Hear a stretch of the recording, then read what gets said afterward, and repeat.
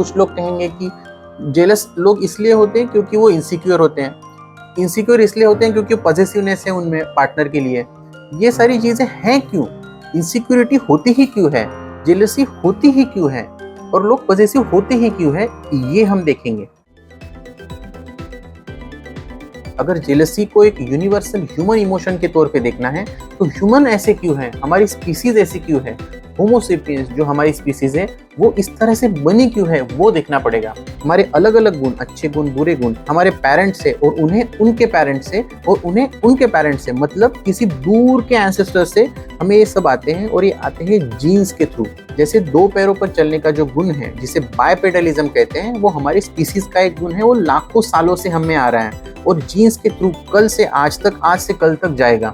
कोई भी गुण जो किसी एनिमल को सर्वाइवल और रिप्रोडक्शन में हेल्प करेगा वो नेक्स्ट जनरेशन में आएगा। कैसे? जीन्स के थ्रू।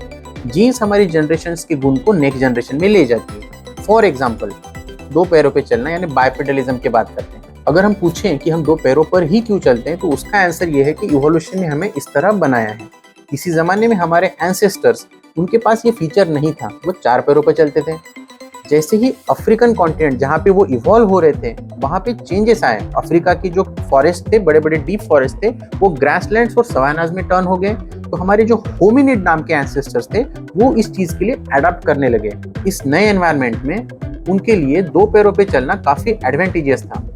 इससे एनर्जी इफिशियंसी बढ़ती थी, लॉन्ग डिस्टेंसेस अच्छी तरह से वो कवर कर पाते थे, पानी और खाने को ढूंढने के लिए ओपन लैंडस्केप्स पे वो इजीली चल पाते थे और ढूंढ पाते थे, खुद को प्रेडेटर्स से बचा सकते थे क्योंकि उनकी हाइट बढ़ जाती थी। हाथ खुले अगर रहेंगे तो उससे वो टूल्स यानी वेपन्स भी खुद के प्रोटेक्शन के लिए यूज कर सकते थे। इन सारी चीजों की वजह से उनका सर्वाइवल ओवरऑल सक्सेस इंप्रूव हुआ। सक्सेस इंप्रूव हुआ तो ऑफकोर्स रिप्रोडक्शन इंप्रूव हुआ, और इस 2 पैरों पे चलने वाले गुण के लिए जो भी जीन्स थे वो अगली जनरेशन में जाने लगे। हर जनरेशन में जो बच्चे बड़े होकर 2 पैरों पे चलेंगे उनका भी ज्यादा सर्वाइवल होगा, उनका भी ज्यादा रिप्रोडक्टिव सक्सेस होगा, और धीरे धीरे ऐसे पता चलेगा कि 2 पैरों पे चलने वाले सक्सीड हो रहे हैं और 4 पैरों पे चलने वाले एक्सटिंक्ट यानी गायब हो रहे हैं। और अल्टीमेटली दिखेगा ऐसे कि हमारी पूरी स्पीसीज में 2 पैरों पे चलने वाला ही गुण बचा है लाखों सालों के बाद। सो ये होता है फिजिकल इवोल्यूशन, जिसमें हमारे जो ऑर्गन से जो दिखते हैं वो इवॉल्व होते हुए इस तरह से समझेंगे। अभी माइंड और हमारे बिहेवियर पे आते हैं।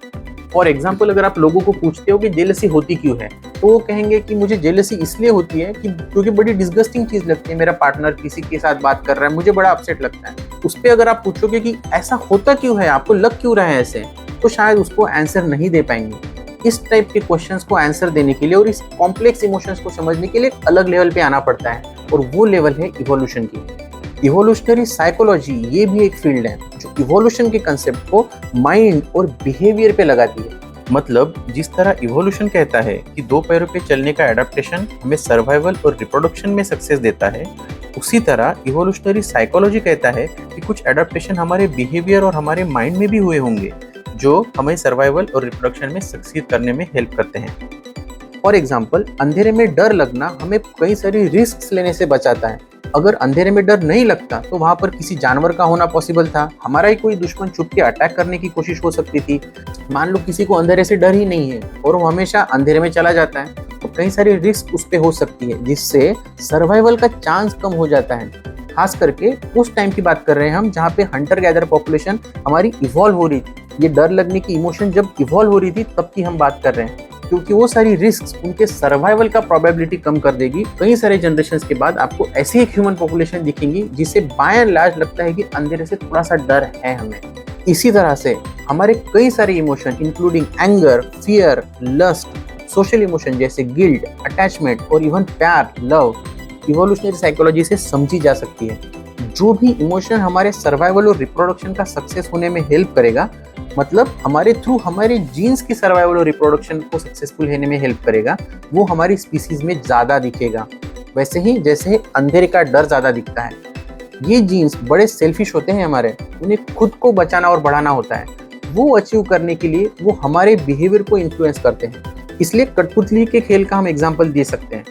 कठपुतली के शो में धागों से कठपुतलियां खींची जाती है उसी तरह से हमारी जीन्स कुछ तारे हमारे खींच रहे हैं और वो तारे जो है वही है हमारी इमोशंस। सो इमोशंस वो इवोल्यूशनरी टूल है जिससे जीन्स हमारा बिहेवियर कंट्रोल करते हैं। अभी इस इवोल्यूशनरी अंडरस्टैंडिंग के साथ वापस आते हैं जेलसी पे। साइकोलॉजी में एक बड़ा फेमस कंसेप्ट है जिसे हम कहते हैं मेट गार्डिंग।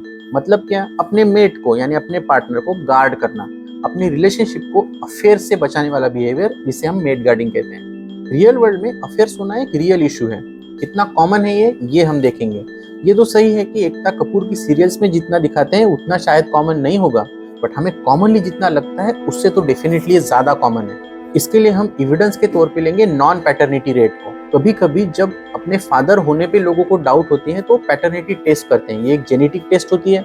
इस टेस्ट में ये पता चलता है कि जीन्स बच्चे के फादर से मैच है या नहीं। जनरल पॉपुलेशन में 1% लोग बायोलॉजिकल फादर नहीं थे, एक्चुअल फादर्स नहीं थे, किसी और की संतान थी वो। स्पीसीज के लेवल पे देखा, अगर दूसरे मैमल्स और इवन दूसरे एप्स के साथ कंपेयर किया तो ये परसेंट जो है काफी कम लगता है। इसका मतलब ये है कि हमारी स्पीसीज एक्सेप्शनली ज्यादा फेथफुल है। अगर हम इतने फेथफुल हैं तो फिर जेलसी की जरूरत ही नहीं होनी चाहिए। अभी इसको समझते हैं। इसे समझने के लिए दो और चीजें हमें देखनी होंगी जो एक्सेप्शनली हाई है ह्यूमंस में, और वो दोनों चीजें हमारे फेथफुल होने से या हमारे जेलस होने से लिंक है। वो क्यों है हम वो बाद में देखेंगे। उसमें से पहली चीज है पैटर्नल इन्वेस्टमेंट। सबसे पहले देखेंगे कि है क्या। बाकी स्पीसीज के कंपैरिजन में ह्यूमन फादर्स अपना टाइम, एनर्जी, अटेंशन, रिसोर्सेस काफी ज्यादा कंट्रीब्यूट करते हैं बेबी की प्रोटेक्शन करने में, बेबी को फूड देने में या बेबी के डेवलपमेंट में। दूसरा पॉइंट है जो हमें एक्सेप्शनली ज्यादा है, वो है डेवलपमेंटल पीरियड। इंसानी ब्रेन एक एक्सेप्शनल ऑर्गन है। बहुत ही हाई लेवल की एक्टिविटीज हमारा ब्रेन करता है, जैसे problem solving, abstract thinking, language और लॉन्ग टर्म प्लानिंग। हमारी लैंग्वेज और हमारी सोशल लाइफ भी बहुत ज्यादा कॉम्प्लेक्स होती है बाकी एनिमल्स के कंपैरिजन में। जाहिर है कि इतनी सारे डेटा को प्रोसेस करने वाला ये कंप्यूटर हमारा ब्रेन एक्सेप्शनली बड़ा और ज्यादा कॉम्प्लिकेटेड होगा, ज्यादा कॉम्प्लेक्स होगा। इसलिए ऐसा ब्रेन पूरी तरह से प्रेगनेंसी में डेवलप नहीं हो पाता।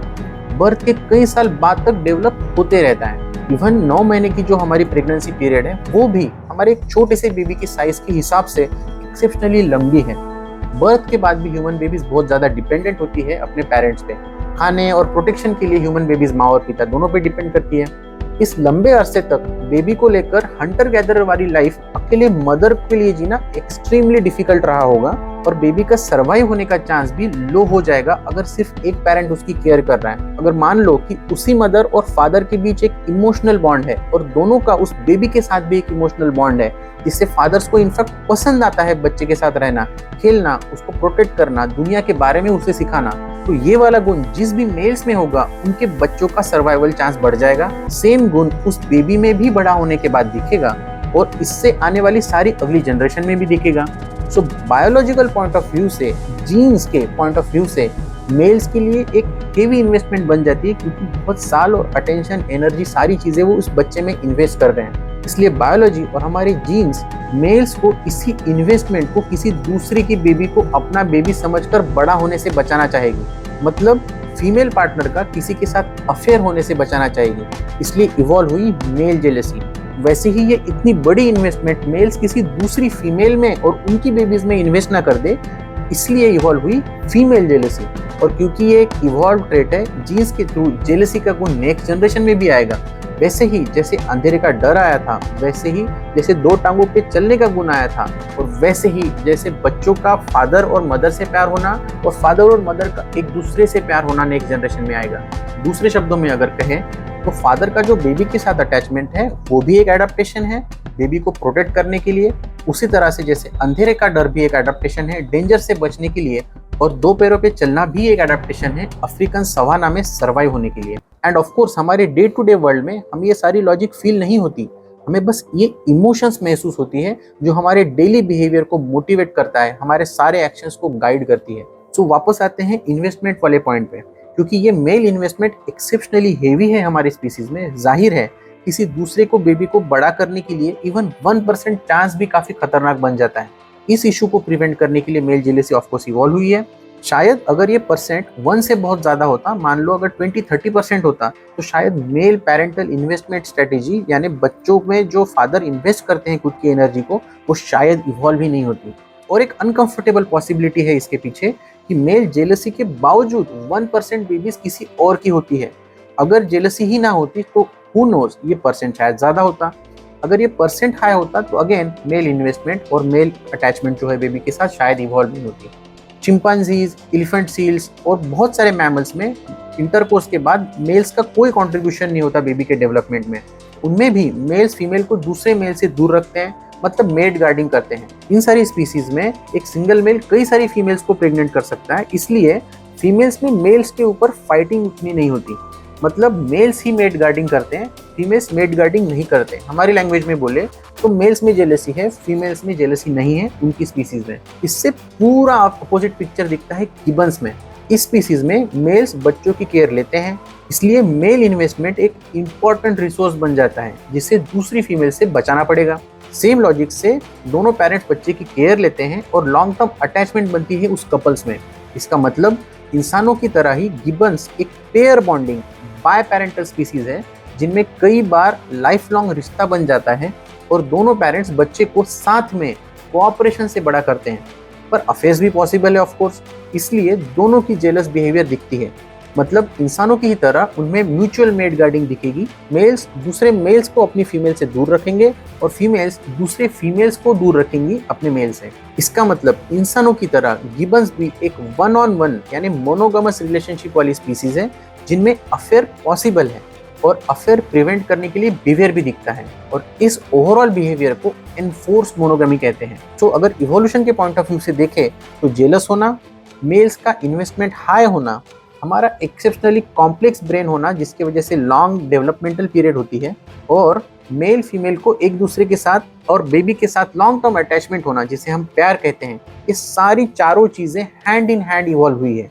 ऐसा नहीं है कि कोई एक पहले आया है, सारी साथ ही इवॉल्व हुई है। हम पिक एंड चूज नहीं कर सकते। ऐसा नहीं कह सकते कि पेरेंट्स का प्यार और एक दूसरे के लिए प्यार सही है उसको रखो और जेलसी सही नहीं है उसको निकालो। अगर बुरी फीलिंग्स हम निकाल पाते तो कब की निकाल दी होती। इमोशंस का इशू ही तो ये होता है कि हमारे कहने के हिसाब से आती जाती नहीं है, और ये सारा इवोल्यूशन आज नहीं हुआ है, लाखों सालों से हो रहा है। और तब जो एनवायरनमेंट था, हंटर गैदर का लाइफस्टाइल था, उस कंटेक्स्ट में हुआ है, उस प्लेस के लिए हुआ है। ये तब की बात है जब मेल्स कई बार फैमिली को छोड़ के हंटिंग पर जाते थे, कई बार वापस नहीं आ पाते थे।